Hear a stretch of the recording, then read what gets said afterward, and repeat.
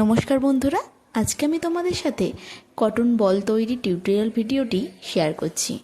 প্রথমেই আমি সুতোটি নিয়ে নিয়েছি 60 সেন্টিমিটার মেজারমেন্টে। এখন টার্সেল যদি আপনাদের মোটা হয় তাহলে কটন বলের মাঝের ফাঁকা অংশটা একটু বাড়াবার জন্য আপনারা সাপোর্ট হিসেবে মোটা পেন নিতে পারেন।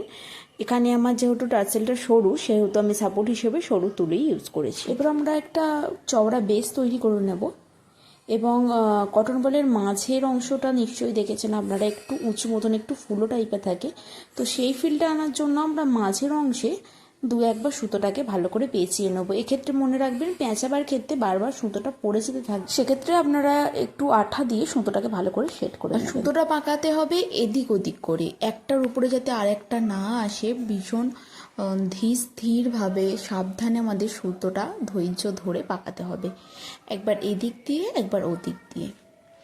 সুতোটা পুরো পাকানো কমপ্লিট হয়ে গেলে লাস্ট পোর্শনটাতে একটু আঠা দিয়ে ওটাকে সেট করে দিতে হবে। যেরকম আমরা প্রথমে চালু করেছিলাম আঠা দিয়ে সেট করার জন্য, ঠিক একইভাবে এখানেও আমাদের আঠা দিয়ে জিনিসটা সেট করে নিতে হবে।